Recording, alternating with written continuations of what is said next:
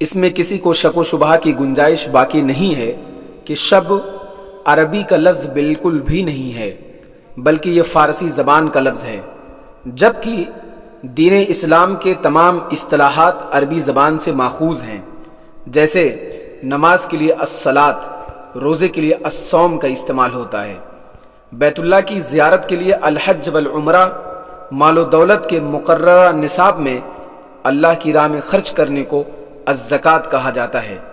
اسی طرح قربانی کی خوشی کے لیے عید الاضحیٰ اور رمضان کے روزوں کے اختتام پر خوشی کے لیے عید الفطر کا استعمال ہوتا ہے۔ برات کی لغوی تحقیق۔ شب برات میں دوسرا لفظ برات استعمال ہوا ہے، یہ عربی کا لفظ ہے۔ یہ بات ذہن نشین رکھیں کہ مذہبی اصطلاحات مکمل طور پر عربی زبان میں استعمال ہوئی ہیں، آدھی عربی اور آدھی کسی دوسری زبان میں کبھی استعمال نہیں ہوئی ہیں۔ امام راغب اصفہانی رحم اللہ فرماتے ہیں کہ البرئی والبرائی والتبری کے اصل معنی کسی مقررہ امر سے نجات حاصل کرنے کے ہیں، اس لیے کہا جاتا ہے کہ برأت من المرض، میں بیماری سے تندرست ہوا۔ لہذا معلوم ہوا کہ شب فارسی کا لفظ ہے جس کا معنی رات ہے، جبکہ برات عربی کا لفظ ہے اور اس کا معنی بیزاری، قطع تعلق، دوری اور نجات وغیرہ کے ہیں۔ لہذا شب برات کا نام ہی اس کے غیر شرعی ہونے کی دلیل ہے، اس لیے کہ قرآن کریم مکمل عربی میں، تمام احادیث عربی میں، جبکہ لفظ شب فارسی میں، لہذا لفظ شب لفظ برات کے ساتھ مربوط ہو ہی نہیں سکتا۔ چنانچہ اسی باہمی ٹکراؤ کے باعث اس کا وجود قرآن و حدیث میں ہونا ناممکن ہے۔ شب برات کب وجود میں آیا؟ 5ویں صدی ہجری کی ابتدا تک حدیث و تفسیر کی جتنی بھی کتابیں لکھی گئیں اور اس سلسلے کی جتنی روایات کتابوں میں نقل کی گئیں، ان میں کسی ایک روایت کے اندر لیلۃ البرات کا لفظ قطعا نہیں پایا جاتا۔ شب برات کا یہ نام 5ویں صدی ہجری کے آخر میں وجود میں آیا اور یہ نام رکھنے والے صوفیہ ہیں۔ شب برات کا اصل تعلق۔ اس تہوار کا اصل تعلق بھی رجب کے کنڈوں کی طرح شیعوں سے ہے۔ شیعوں کی مشہور کتابوں کے مطابق 15ویں شعبان کی رات، جو ان کے یہاں شب برات کے نام سے موسوم و مشہور ہے، بڑی مبارک رات ہے۔ اس رات کی بڑی فضیلت و عظمت کی وجہ شیعہ یہ بیان کرتے ہیں کہ امام زمان، امام غائب حضرت مہدی علیہ السلام کی ولادت باسعادت اسی رات کو ہوئی۔ چنانچہ شیعوں کے ایک عالم ولادت امام مہدی کے حوالے سے لکھتے ہیں کہ حضرت امام مہدی نصف شعبان کی رات 255 ہجری کو پیدا ہوئے، اور اسی طرح شیعوں کے ایک عالم شیخ مفید اس حوالے سے کہتے ہیں کہ حضرت امام مہدی کی ولادت نصف شعبان 255 ہجری کو ہوئی۔ اسی لیے شیعہ حضرات اس رات کو اپنے امام کی پیدائش کی خوشی مناتے ہیں۔ اسی لیے شیعہ حضرات اس رات کو اپنے امام کی پیدائش کی خوشی مناتے ہیں۔ شیعوں کا عقیدہ ہے کہ اسی رات کو ان کے 12ویں امام کا ظہور ہوگا۔ اسی رات ان سے دعا بھی کرتے ہیں اور انہیں مدد کے لیے پکارتے بھی ہیں۔ لہذا شب برات یعنی بیزاری والی رات کی کوئی شرعی حیثیت نہیں ہے، بلکہ یہ ایک مخصوص گروہ کے عقائد اور اعمال کی ترجمانی ہے، جس میں کم فہم سنی حضرات بھی شامل ہو گئے ہیں۔ برات کا لفظ قرآن مجید میں یہ لفظ بار بار استعمال ہوا ہے۔ اب دیکھنا یہ ہے کہ جس لفظ کو ہم بڑے فخر سے بار بار ذکر کرتے ہیں اور جس سے ہمیں یہ امید ہے کہ آخرت کی زندگی میں ثواب کا ذخیرہ جمع ہو جائے گا، کیا یہ لفظ قابل فخر ہے؟ کہیں ایسا تو نہیں کہ جس لفظ کو ہم شب برات میں اچھے معنوں میں استعمال کرتے ہیں وہ الٹے معنوں میں استعمال ہوں، جیسا کہ اللہ رب العالمین نے سورہ توبہ آیت نمبر 1 کے اندر ارشاد فرمایا، براءۃ من اللہ ورسولہ الی الذین عاہدتم من المشرکین، اللہ اور اس کے رسول کی جانب سے بیزاری کا اعلان ہے ان مشرکوں کے بارے میں جن سے تم نے عہد و پیمان کیا تھا۔ اور اللہ رب العالمین نے سورہ توبہ آیت نمبر 114 کے اندر بھی ارشاد فرمایا وما كان استغفار ابراہیم لابیہ الا عن موعدۃ وعدها اياه فلما تبين له انه عدو لله تبرأ منه ان ابراہیم لأواہ حلیم۔ اور ابراہیم علیہ السلام نے جب اپنے باپ کے لیے بخشش کی دعا کی تھی تو صرف اس لیے کہ انہوں نے اپنے باپ سے اس بات کا وعدہ کیا ہوا تھا، پھر جب ان پر واضح ہو گیا کہ وہ اللہ کا دشمن ہے تو وہ اس سے بیزار ہو گئے۔ بلا شبہ ابراہیم بڑے نرم دل اور بردبار انسان تھے۔ سورہ القصص کے اندر اللہ رب العالمین نے ارشاد فرمایا قال الذین حق علیہم القول ربنا هؤلاء الذین اغویناہم کما غوینا تبرأنا الیک ما كانوا ایانا یعبدون۔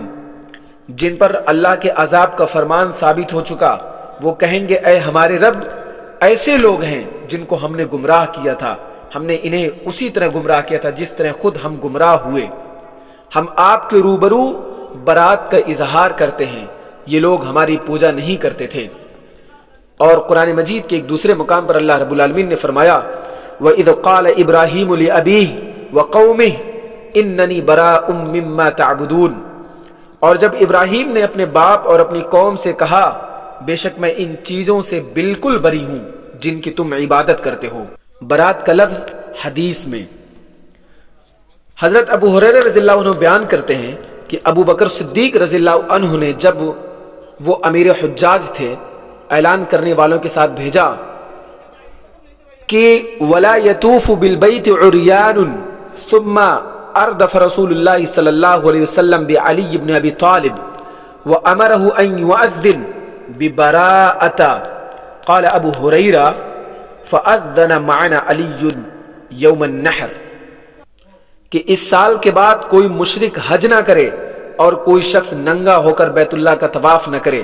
حمید بن عبد الرحمن کہتے ہیں کہ حضرت ابو بکر صدیق رضی اللہ عنہ کے بعد رسول کریم صلی اللہ علیہ وسلم نے حضرت علی رضی اللہ عنہ کو روانہ کر دیا کہ کافروں سے بیزاری اور برات کا اعلان کریں۔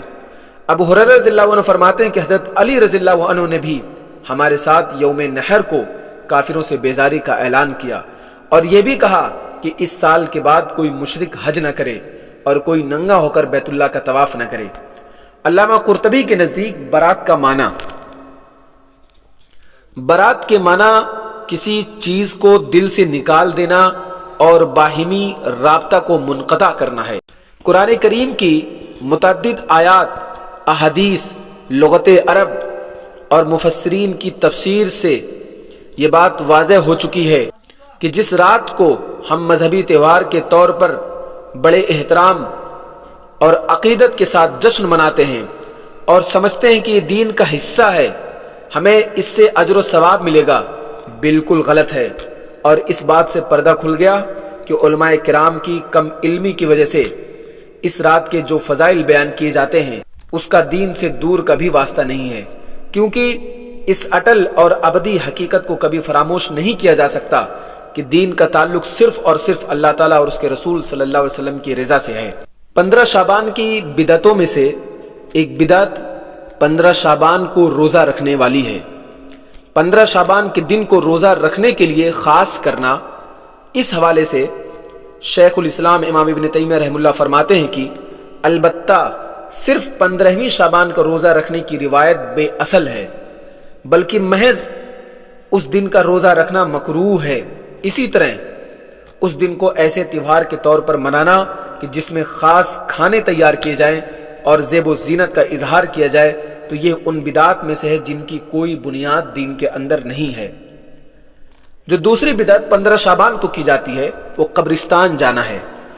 15 شعبان کی رات کو عورتیں سج دھج کر اور خوشبو اور میک اپ کر کے بے پردگی کا مظاہرہ کرتی چراغوں، اگربتیوں اور مٹھائیوں کے ساتھ قبرستان جاتی ہیں اور پھول پتاشے کی نظر و نیاز چڑھاتی ہیں اور مردوں سے اپنا دکھ درد سناتی ہیں اور ان سے اپنی مرادوں کی تکمیل کا مطالبہ کرتی ہیں، جو شرعاً ناجائز اور حرام ہے۔ عورتوں کے لیے ویسے بھی قبرستان جانے کا حکم نہیں ہے۔ رسول کریم صلی اللہ علیہ وسلم کا ارشاد ہے ان رسول اللہ صلی اللہ علیہ وسلم لعن زوارات القبور کہ نبی کریم صلی اللہ علیہ وسلم نے قبروں کی زیارت کرنے والی عورتوں پر لعنت فرمائی ہے، اور خاص کر موجودہ زمانے میں جو فتنوں کا دور ہے، نیم برہنہ و بے پردگی کی حالت میں مردوں کے ساتھ اختلاط کرتے ہوئے قبرستان جانا کہاں کا دین اور کہاں کی سنت ہے۔ 15 شعبان کی رات کو قبرستان جانے کا خاص اہتمام کرنا یہ کسی حدیث سے ثابت نہیں، بلکہ حدیث میں زیارت قبور کے حوالے سے عمومی حکم یہ آیا ہے کہ میں نے تمہیں قبروں کی زیارت سے روکا تھا، اب محمد صلی اللہ علیہ وسلم کو اپنی ماں کی قبر کی زیارت کی اجازت دے دی گئی ہے، تو تم بھی قبر کی زیارت کیا کرو، کیونکہ یہ چیز آخرت کو یاد دلاتی ہے۔ اس حدیث سے معلوم ہوا کہ قبروں کی زیارت کسی بھی وقت ہو سکتی ہے، اس کے لیے کسی دن یا رات کو سنت سمجھ کر خاص کرنا یہ درست نہیں ہے، یہ دین کے اندر بدعت ہے، یہ دین کے اندر دخل اندازی ہے، یہ دین کے اندر اپنی طرف سے کوئی چیز گڑھنے کے مترادف ہے۔ لہٰذا کسی دن کو اسپیشلی طور پر قبروں کی زیارت کرنا دین کا حصہ نہیں ہے، بلکہ اس سے دور رہنا چاہیے۔ 15 شعبان کی بدعتوں میں سے ایک بدعت 15 شعبان کی رات چراغاں کرنا ہے۔ چراغاں کرنا مجوسیوں کی ایجاد کردہ بدعت ہے، جو آگ کو اپنا رب تصور کرتے ہیں اور روشن کر کے اس کی پوجا کرتے ہیں۔ نصف شعبان کی بدعتوں میں ایک بدعت یہ ہے کہ اس رات کو خوب حلوہ پکایا جاتا ہے، اور عقیدہ یہ رکھنا کہ اس دن آپ صلی اللہ علیہ وسلم کے دندان مبارک شہید ہوئے تھے اور آپ صلی اللہ علیہ وسلم کو حلوہ کھلایا گیا تھا، اس لیے اس خوشی میں حلوہ پکایا جاتا ہے۔ یہ ایک من گڑھت اور خود ساختہ قصہ ہے جسے نہایت ہی فخر کے ساتھ بیان کیا جاتا ہے، اور اگر بفرض محال تسلیم کر لیا جائے تو امر واقعہ اس کے خلاف ہے، کیونکہ آپ صلی اللہ علیہ وسلم کے دندان مبارک غزوہ احد میں شہید ہوئے تھے، اور یہ لوگ حلوہ شعبان میں کھا رہے ہیں اور بغیر دانت توڑے ہوئے کھاتے ہیں۔ اسی طرح کھانا سامنے کے دانت کے بجائے داڑھ سے کھایا جاتا ہے، جبکہ آپ کا دانت سامنے کا ٹوٹا ہوا تھا۔ اگر یہ مان بھی لیں کہ آپ صلی اللہ علیہ وسلم نے حلوہ کھایا ہی تھا، تو اس بات کا ثبوت کہاں ملتا ہے کہ اس کو سنت جاریہ ہی بنا لیں اور ہر سال حلوہ پوری پکا کر۔ روحوں کی آمد کا عقیدہ بھی 15 شعبان کے متعلق بہت مشہور ہے۔ یہ عقیدہ رکھنا کہ اس رات خاندان کے مردہ بزرگوں کی روحیں گھروں میں تشریف لاتی ہیں اور رات بھر رہ کر صبح کے وقت عالم ارواح کی طرف واپس لوٹ جاتی ہیں۔ اگر گھر میں حلوہ وغیرہ پاتی ہیں تو خوش ہو کر دعائیں دے کر واپس جاتی ہیں، ورنہ مایوس ہو کر واپس چلی جاتی ہیں۔ اس لیے ان روحوں کا استقبال کرنے کے لیے گھروں کو روشنیوں سے سجاتے اور سنوارتے ہیں، اور ان مردہ بزرگوں کا پسندیدہ کھانا گھر کی ایکن کوتھری میں کسی کنارے رکھ دیا جاتا ہے، اور ایسا ان روحوں کو ایصال ثواب کے لیے کیا جاتا ہے۔ تو یہ بھی مشرکانہ عقیدہ ہے جو ہندوؤں اور سکھوں کے عقیدے کے مشابہ ہے، جبکہ معاملہ یہ ہے کہ نیک لوگوں کی روحیں علیین میں اور برے لوگوں کی روحیں سجین میں رہتی ہیں، وہاں سے واپس آنے کا تصور ہی نہیں، یعنی مرنے کے بعد وہ ایسے عالم برزخ میں ہیں کہ وہ قیامت تک دنیا میں پلٹ کر نہیں آ سکتے۔ اللہ رب العالمین کا جیسا کہ ارشاد ہے، حتی اذا جاء احدهم الموت قال ربی ارجعونی لعلی اعمل صالحا فیما ترکت کلا انها کلمة هو قائلها ومن ورائهم برزخ الى یوم یبعثون۔ یہاں تک کہ جب ان میں سے کسی کو موت آنے لگتی ہے تو کہتا ہے، اے میرے پروردگار مجھے واپس لوٹا دے تاکہ جس دنیا کو میں چھوڑ آیا ہوں وہاں جا کر عمل صالح کروں۔ ہرگز نہیں، یہ محض ایک لفظ ہے جسے وہ کہہ رہا ہے، اسے دوبارہ بھی توفیق عمل نہیں ہوگی، اور وہ لوگ اپنی موت کے بعد قیامت کے دن تک عالم برزخ میں رہیں گے۔ 15 شعبان کی بدعتوں میں سے ایک بدعت ہزاری نماز کا پڑھنا ہے۔ 15ویں شعبان کی رات لوگ مسجدوں میں مغرب سے کچھ دیر قبل جمع ہونا شروع ہو جاتے ہیں اور 2 رکعت کر کے 1000 رکعت نفل نماز پڑھتے ہیں، جس کی ہر رکعت میں سورہ اخلاص 10 مرتبہ پڑھتے ہیں۔ اس طرح 2 رکعت کر کے 1000 نماز مکمل کرتے ہیں اور ہر 2 رکعت کے بعد سلام پھیرتے ہیں۔ پھر اس کے بعد شب برات کی مخصوص دعا مانگی جاتی ہے۔ امام ابن القیم رحم اللہ فرماتے ہیں کہ حیرت ہے کہ کوئی سنت کے علم کی خوشبو پاتا اور پھر بھی اس قسم کی فضول باتوں سے دھوکہ کھائے اور اس نماز کو پڑھے۔ یہ نماز اسلام میں 400 سال کے بعد بیت المقدس کے علاقے میں ایجاد کی گئی اور پھر اس کے بارے میں بہت سی احادیث گڑھ لی گئیں۔ صلاۃ الفیہ والی حدیث کے بارے میں محدثین نے موضوع ہونے کا حکم لگایا ہے، جیسا کہ ابن الجوزی نے 3 طرق سے موضوع ثابت کیا ہے۔ لیلہ مبارکہ سے کیا مراد ہے؟ قرآن کریم میں ارشاد ہے، انا انزلناہ فی لیلۃ مبارکہ انا کننا منذرین، یقیناً ہم نے اسے بابرکت رات میں اتارا ہے، بے شک ہم ڈرانے والے ہیں۔ بابرکت رات سے مراد لیلۃ القدر ہے، جیسا کہ سورۃ البقرہ میں ارشاد ہے، شہر رمضان الذی انزل فیہ القرآن، رمضان کے مہینے میں قرآن نازل کیا گیا۔ سورہ القدر میں ارشاد فرمایا، انا انزلناہ فی لیلۃ القدر، ہم نے یہ قرآن شب قدر میں نازل فرمایا۔ یہ رات یعنی شب قدر رمضان کے عشرے اخیرہ کی طاق راتوں میں سے کوئی ایک رات ہوتی، اس رات کو بابرکت رات قرار دیا گیا ہے۔ اس کے بابرکت ہونے میں کیا شبہ ہو سکتا ہے کہ ایک تو اس میں قرآن نازل ہوا، دوسرے اس میں فرشتوں اور روح الامین کا نزول ہوتا ہے، تیسرے اس میں سارے سال میں ہونے والے واقعات کا فیصلہ کیا جاتا ہے، چوتھے اس رات کی عبادت 1000 مہینے کی عبادت سے بہتر ہے۔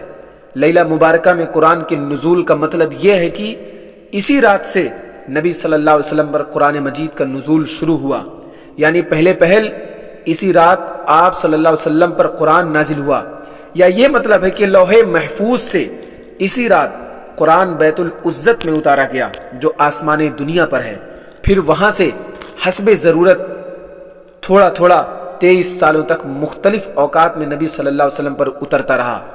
بعض لوگوں نے لیلہ مبارکہ سے شعبان کی 15ویں رات مراد لی ہے، لیکن یہ صحیح نہیں ہے۔ قرآن کی نص صریح سے قرآن کا نزول شب قدر میں ثابت ہے، تو اس سے شب برات مراد لینا مناسب نہیں ہے۔ علاوہ ازیں شب برات شعبان کی 15ویں رات کی بابت جتنی بھی روایات آتی ہیں وہ سب روایات سندن ضعیف ہیں اور ایسی احادیث سے نص قرآن کا معارضہ نہیں کیا جا سکتا۔ تو پتہ یہ چلا کہ لیلہ مبارکہ رمضان المبارک کے آخری عشرے میں آتی ہے، جسے ہم شب قدر کہتے ہیں، لہذا 15ویں شعبان کو لیلہ مبارکہ کہنا کسی بھی طریقے سے مناسب نہیں ہے، بلکہ یہ قرآن و حدیث کے خلاف کھلی بغاوت ہے۔ اس آیت کی تفسیر میں علامہ قرطبی رحم اللہ ابن العربی رحم اللہ کے کلام کو نقل کر کے فرماتے ہیں کہ انہوں نے کہا، جمہور علماء اس بات پر متفق ہیں کہ اس رات سے مراد لیلۃ القدر ہے، اور جن لوگوں نے کہا کہ اس سے مراد 15ویں شعبان کی رات ہے تو یہ قول باطل ہے، کیونکہ اللہ رب العالمین نے اپنی محکم کتاب میں رمضان میں نزول کی تخصیص فرمائی ہے، اور پھر اس زمانے کی تعین لیلہ مبارکہ سے کی گئی ہے۔ لہٰذا جو شخص یہ خیال کرے کہ رمضان کے علاوہ دوسری رات ہے تو اس نے اللہ تعالیٰ پر بہت بڑا تہمت باندھا، اور شعبان کی 15ویں تاریخ کے بارے میں کوئی ایسی حدیث ثابت نہیں ہے جس پر اعتماد کیا جائے، نہ اس رات کی فضیلت کے بارے میں کچھ صحیح حدیث سے ثابت ہے، اور نہ ہی اس رات کو زندگی اور موت لکھے جانے کے بارے میں کبھی کچھ وارد ہے۔ علامہ شوکانی رحم اللہ کا قول ہے، وہ اپنی تفسیر فتح القدیر میں لکھتے ہیں کہ لیلہ مبارکہ سے مراد شب قدر ہے، اس سے مراد 15 شعبان کی رات نہیں، کیونکہ سورہ دخان والی آیت میں اگرچہ اس رات کو مجمل و مبہم رکھا گیا ہے، مگر سورہ بقرہ کی آیت میں اس رات کو واضح کر دیا ہے کہ یہ رات رمضان کے مہینہ میں ہوتی ہے، لہٰذا لیلہ مبارکہ سے مراد لیلۃ القدر یعنی شب قدر ہے۔ چنانچہ 15 شعبان کا روزہ اور رات کی عبادت کسی صحیح احادیث سے ثابت نہیں، البتہ ماہ شعبان میں کثرت سے روزہ رکھنا سنت سے ثابت ہے، لیکن کسی خاص دن کی تخصیص کرنا، کسی خاص دن کو فکس کرنا یہ صحیح نہیں۔ اسی طریقے سے شعبان کی بدعتوں میں سے ایک بدعت ہے کہ نصف شعبان موت و حیات اور تقدیروں کے فیصلے ہوتے ہیں۔ قرآن اور حدیث سے ایسا کچھ بھی ثابت نہیں، بلکہ اللہ رب العالمین نے انسان کی پیدائش سے پہلے ہی اس کی زندگی، موت، تقدیر وغیرہ کا فیصلہ لکھ دیا ہے، جیسے کہ اللہ رب العالمین نے سورہ آل عمران آیت نمبر 145 کے اندر ارشاد فرمایا، وَمَا كَانَ لِنَفْسٍ أَن تَمُوتَ إِلَّا بِإِذْنِ اللَّهِ، किताबन मुअज्जला वमन युरिद सवाब दुनिया नुअतिहि मिनहा वमन युरिद सवाब आखिरा नुअतिहि मिनहा वसनजज़ि शाकिरीन। कोई शख्स अल्लाह के इज़्न के बगैर कभी नहीं मर सकता। मौत का वक्त लिखा हुआ है। जो शख्स दुनिया में ही बदला की नीयत से काम करेगा तो उसे हम दुनिया में ही दे देते हैं, और जो आखिरत का बदला चाहता हो उसे हम आखिरत में बदला देंगे, और शुक्रगुजारों को अनकरीब हम जजा देंगे। और रसूल करीम सल्लल्लाहु अलैहि वसल्लम ने इरशाद फरमाया कि अल्लाह रब्बुल आलमीन ने ज़मीन और आसमान की पैदाइश से 50,000 साल पहले ही सबकी तकदीरें लिख दी थी, और अल्लाह का अर्श पानी पर था। दीन इस्लाम मुकम्मल है। इस्लाम एक मुकम्मल दीन है। इसमें जर्रा बराबर भी कमी व बेशी की गुंजाइश नहीं है। इरशाद बारी ताला है, अल यौम अकमलतु लकुम दीनकुम व अतममतु अलैकुम निअमती व रज़ीतु लकुमुल इस्लाम दीना। आज के दिन मैंने तुम्हारा दीन तुम्हारे लिए मुकम्मल कर दिया और तुम पर अपनी नेमत पूरी कर दी, और तुम्हारे लिए बहैसियत दीन इस्लाम को पसंद किया। नीज अल्लाह रब्बुल आलमीन एक दूसरी जगह इरशाद फरमाता है कि अम लहुम शुरकाउ शरउ लहुम मिनद्दीन मा लम यअज़न बिही वलौला कलिमतुल फ़स्ल लक़ुदिया बैनहुम व इन्नज़्ज़ालिमीन लहुम अज़ाबुन अलीम। या उनके लिए कुछ ऐसे शरीक हैं जिन्होंने उनके लिए दीन का वो तरीका मुकर्रर किया है जिसकी अल्लाह ने इजाजत नहीं दी, और अगर फैसला शुदा बात ना होती तो जरूर उनके दरमियान फैसला कर दिया जाता, और बेशक जो जालिम है उनके लिए दर्दनाक अजाब है। रसूलुल्लाह सल्लल्लाहु अलैहि वसल्लम ने इरशाद फरमाया, मन अमिला अमलन लैसा अलैहि अमरुना फहुव रद्द। यानी जिसने कार खैर समझकर, भलाई का काम समझकर कोई काम किया और उस काम का मैंने हुक्म नहीं दिया तो वो अमल मरदूद है, वो काम मरदूद है। इसी तरह एक और हदीस में रसूलुल्लाह सल्लल्लाहु अलैहि वसल्लम ने फरमाया, मन अहदथ फी अमरिना हाजा मा लैसा फीही फहुव रद्द। जिसने हमारे दीन में खुद कोई ऐसी चीज निकाली जो उसमें नहीं थी तो वो रद्द है, वो मरदूद है, वो बेकार है। एक मुसलमान के लिए नबी अकरम सल्लल्लाहु अलैहि वसल्लम और खुलफाए राशिदीन की इत्तबा ही काफी है। आप सल्लल्लाहु अलैहि वसल्लम ने फरमाया, मैं तुम्हें अल्लाह से डरने, अमीर की बात सुनने और उसकी इताअत करने की वसीयत करता हूँ, खा वो कोई हबशी गुलाम ही क्यों ना। इसलिए कि जो मेरे बाद तुम में से जिंदा रहेगा अनकरीब वो बहुत से इख्तलाफात देखेगा, तो तुम मेरी सुन्नत और हिदायत याफ्ता खुलफाए राशिदीन के तरीके कार को लाजिम पकड़ना, तुम उससे चिमट जाना और उसे दांतों से मजबूत पकड़ लेना, और दीन में निकाली गई नई बातों से बचते रहना। इसलिए कि हर नई बात बिदअत है और हर बिदअत गुमराही है। इस माना की बेशुमार आयत व अहदीस हैं जो सरीह तौर पर दलालत करती हैं कि अल्लाह रब्बुल आलमीन ने इस उम्मत मुहम्मदिया पर अपने दीन की तकमील फरमा दी है, अपने दीन को मुकम्मल कर दिया है। अल्लाह के मशरू करदा जुमला अक़वाल व अफ़ाल को उम्मत के सामने बयान करने के बाद आप सल्लल्लाहु अलैहि वसल्लम की वफ़ात हुई।